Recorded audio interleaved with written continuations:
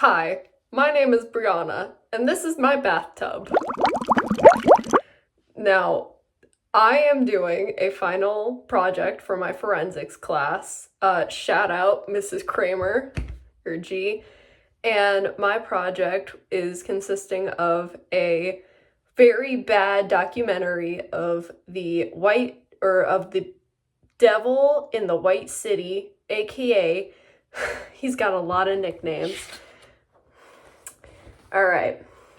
AKA Dr. Death, AKA the Torture Doctor, AKA the Beast of Chicago, AKA the Bowler Hat Butcher, H. Holmes, originally born Herman Webster Mudgett.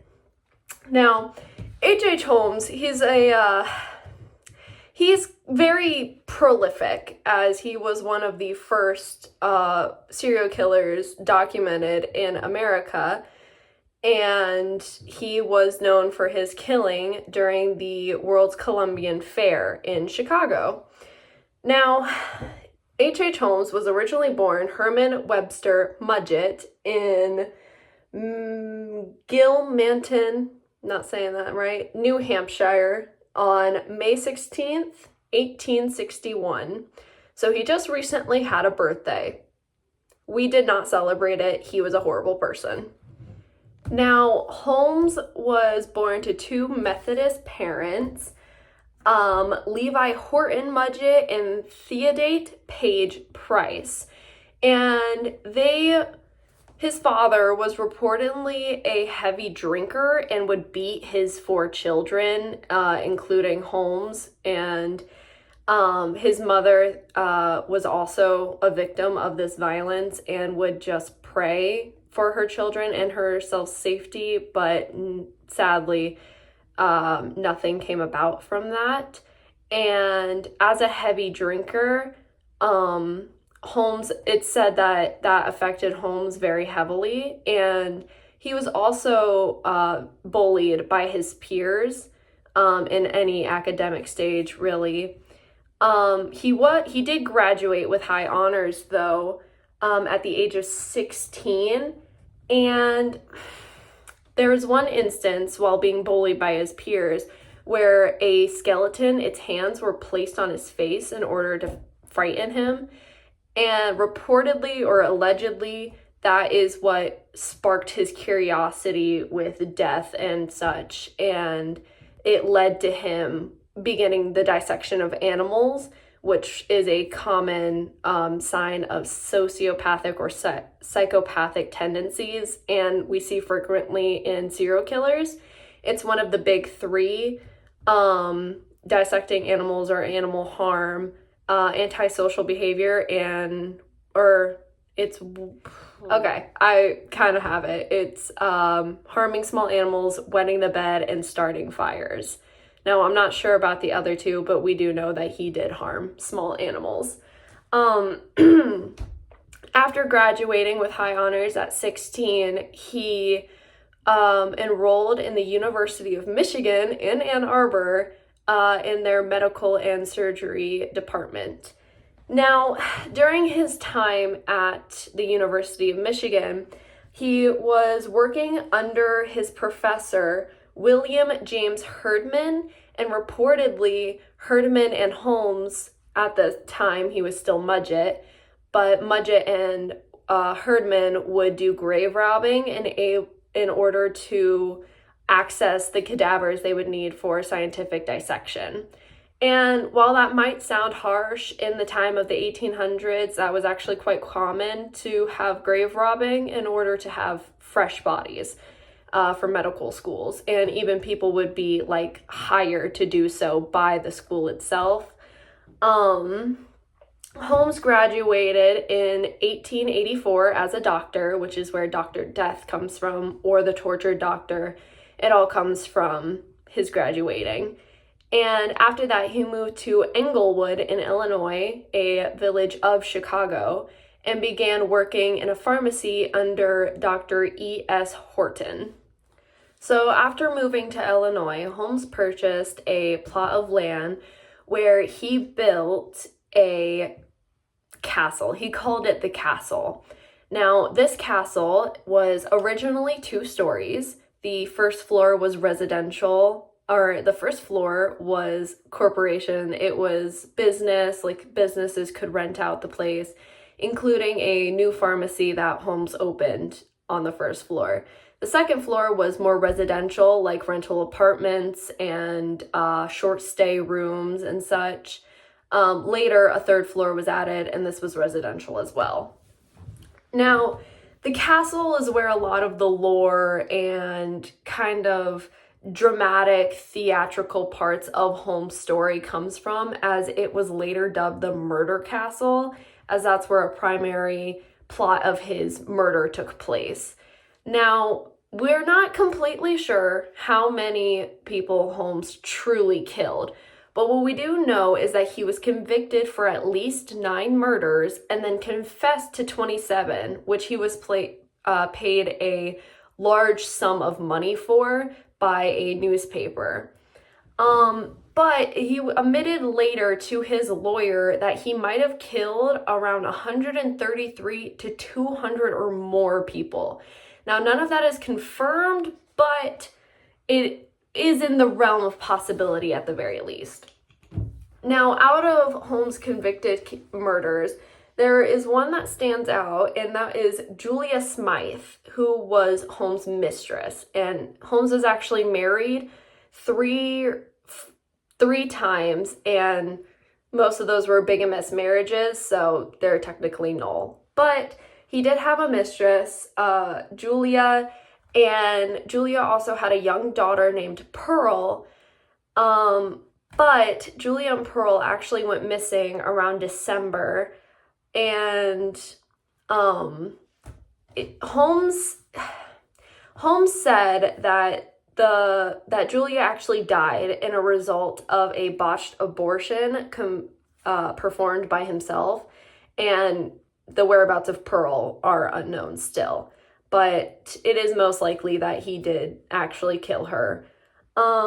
More victims that we have confirmed and he was convicted for include Emmeline Sigrad, Anna and Minnie Williams, Benjamin Pitzel, and his 3 children, Alice, Nellie, and Howard.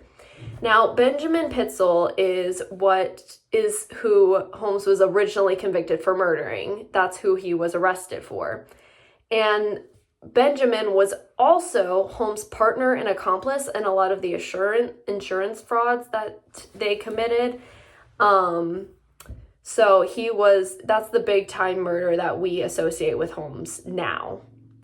Now, the reason the murder castle is so prominent in Holmes's life and serial career is due to just how strange and brutal were the murders that took place there and the architecture of the castle itself. Now, it was a very large building, including 100 rooms that were laid out like a maze, windowless rooms, brick walls, and dead-end staircases.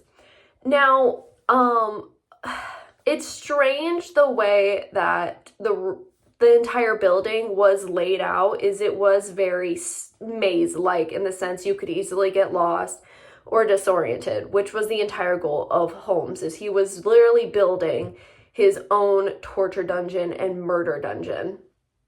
Now, this includes hidden rooms, and a basement and a vault. Now, with some of the hidden rooms, Holmes claims that they only held hidden furniture that Holmes bought on credit and just never wanted to pay for, as he was very common with forgery and insurance fraud, and that was originally how most of his crimes started. Now, his methods of killing included many things, but his prominent was suffocation, and that holds many ways that he would do the asphyxiation, including an overdose of chloroform, overexposure to lighting gas fumes, and trapping them in said vault, which was locked and had no air. He also used methods of starvation and burnt his victims alive in his castle. Now, the castle does not stand anymore, but it was gutted and then started by a fire by an unknown arsonist. Now, many theories proclaim that this arsonist was Holmes himself, but the castle did burn after his documented death. So, yes, while some conspiracy theorists do conclude that Holmes and even the devil itself was the one who set the building on fire, that is, of course, not confirmed, and we do not know who the arsonist is. And sadly, due to lack of evidence and the amount of time that has passed, we likely never will. And another thing with the murder castle, Holmes originally built it to lure in visitors to stay in the castle and like rent rooms. He built it because the World's Columbian Expedition was happening in Chicago at that time, bringing many tourists and out of towners and even people just in another city to the fair, meaning they needed a place to stay. And with having the castle, he was able to rent out rooms and take as many victims as he wanted. It was it's sad, but it was brutally a perfect place for somebody of his caliber. Now, Holmes kept the corpses that he created, and he would sell the cadavers and even the skeletons to medical schools. And instead of claiming, murder, he would just tell them it was through grave robbing, which, as I said, was illegal, but was normally turned a blind eye to just so that they could have the fresh cadavers. Now, the yellow press labeled the building of Holmes as the murder castle, and since then it has reigned true.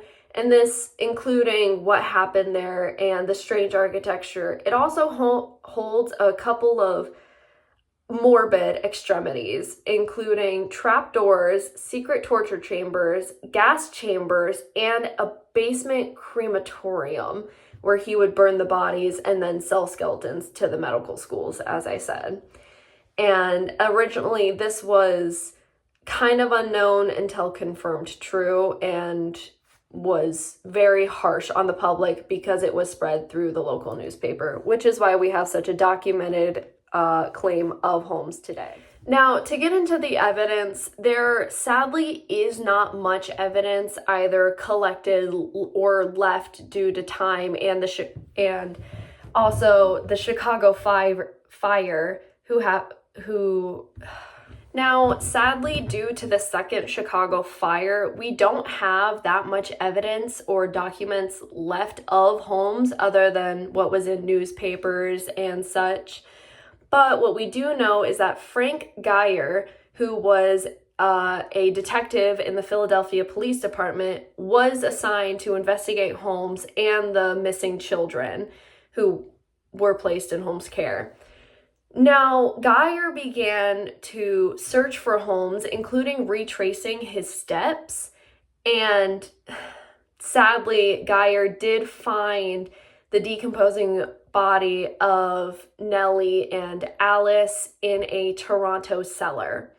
Now, here's a direct quote from Detective Geyer. "The deeper we dug, the more horrible the odor became. And when we reached the depth of 3 feet, we discovered what appeared to be the bone of the forearm of a human being." Now, of course, it was a horrifying search and a horrifying result of said search that the 2 young girls, their bodies were found. Now, the next part of Geyer's search led him to Indianapolis, where Holmes had rented a home. Holmes was sweet at home in Indianapolis, and Holmes was reported to have visited a pharmacy, and those are where he found drugs in order to overdose and kill little Howard Pitzel, and his body was later dismembered and then burned.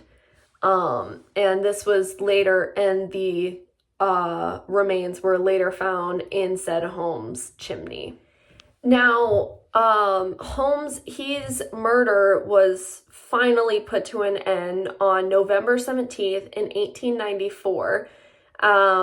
And he was actually found by the Pinkerton National Detective Agency, which is quite famous, one, for having the first female detective, two, said female detective actually saved Abe Lincoln from his first assassination attempt. So it was quite a renowned and prestigious agency to be a part of, and it was also a private agency. Now, they tracked Holmes back to Philadelphia, and he was later arrested while attempting to flee the country with his third wife, another bigamous marriage, who she had no clue what was happening, who she was really with. Now, in July of 1895, after the bodies of Alice and Nellie had been found, Chicago police and reporters went to the castle, which again was just labeled as the castle at the time, and they began searching. And while there were many claims made, there was actually no real evidence found in Chicago in order to convict. And there was really only circumstantial, such as a piece of human bone, possibly from Julia Connor, who was Holmes' mistress that I mentioned before. The remains of a child, possibly Pearl Connor, her daughter, a burned gold chain watch, and a burned dress buttons, believing to have belonged to either Minnie or Anna Williams, who are some of his confirmed victims, and also worked under Holmes at the castle. Now, Holmes was really only found guilty of killing Benjamin Pitzer and was later sentenced to death for said trial, and he was hanged on May 7th, 1896 by hanging. Now, despite everything that has happened to him, he remained calm and amiable, showing very few signs of fear and anxiety or depression. And with that, it's very strange that he also requested that he have a coffin buried 10 feet deep so that nobody would grave rob him and dissect his body at a medical school, even though that is exactly what he did to his victims. And there is a part of there's a morbid welcomeness to the way he died, in the sense that when you get hanged, your neck normally snaps and that's what kills you. But Holmes' neck did not actually break. Instead, he was strangled to death slowly over 15 minutes of time before his heart was confirmed to have stopped. Now, upon his execution, Holmes was buried in an unmarked grave at Holy Cross Cemetery, which was a Catholic cemetery, even though he was Methodist. And it was said that on New Year's Eve, 1909, there was a police officer who had been pardoned for informing on Holmes. He was shot and killed at a Chicago bar, likely by a police officer as well, and this was likely a result of his transactions with Holmes before his death. And there are now many conspiracy theories and ghost stories surrounding Holmes and the castle, including on March 7th of 1914, the man who had been the caretaker for the castle before it had burned down, was named Patrick Quinlan.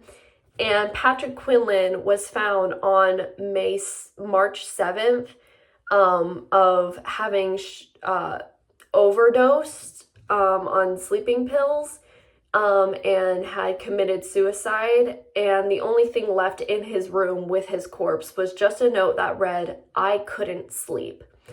And now many say that Quinlan's suicide was a result of hallucinations and such, and his family even claims that he was being haunted.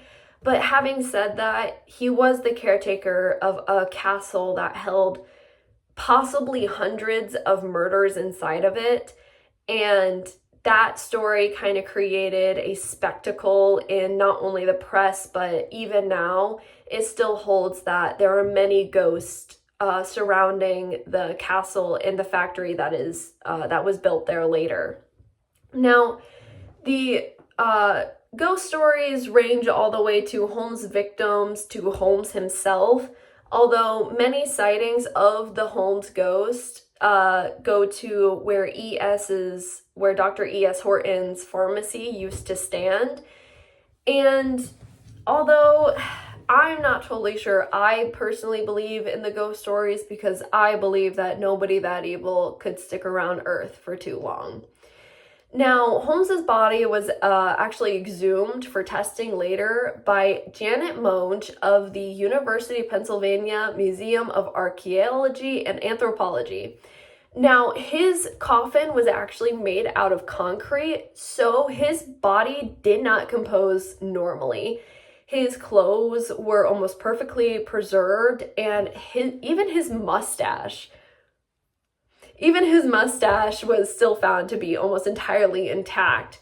Now, the body was positively identified by use of dental records and testing of his teeth, and then he was later reburied.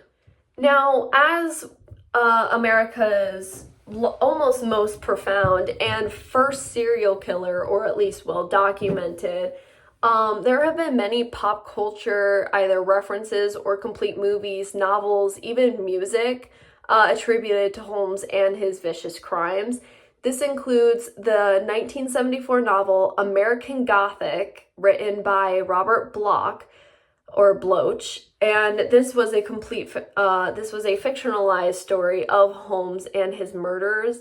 And then there was a 2015 film adaptation of The Devil in the White City, starring Leonardo DiCaprio and directed by Martin Scorsese. And it was said to begin filming in 2015. Now, in 2019, Scorsese and DiCaprio were to be executive producers in a television version that would have been released. But sadly, or not so sadly, that was undecided if that would be continued. Now, Holmes was also portrayed by Stephen Aberley in the second season of Supernatural in the episode of No Exit, where it was Holmes' ghost, which was a common reference in pop culture. And in the first season of Timeless episode, the World's Columbian Exposition of Holmes Hotel was done by Joel Johnstone. And finally, Holmes's Hotel, The Murder Castle, makes an appearance in the video game The Dark Pictures of Anthology, The Devil in Me, with various references to Holmes himself, as he became very renowned in said pop culture. And as sad as it is, it's easy to see why. This was America's first look into the dark trend of serial killers and murders.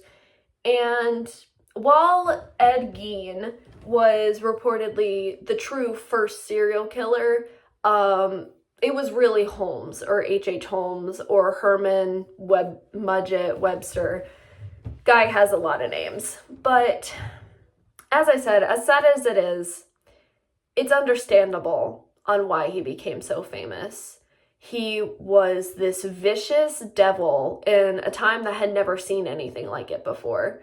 I mean, the most you got of serial killers or murders was Greek heroes in the novels and in the books. But this was a man who killed so many innocents and killed his accomplices, his mistresses, possibly even his wives. It's sad. It really is. It's disappointing to see that this is part of a great city like Chicago's legacy. But I think that having so many pop culture references not only keeps the memory of those victims alive, but it also is a tale of, guilt and the absence of said guilt. Now, thank you for watching my final exam project and the absolute embarrassment I'm making out of myself.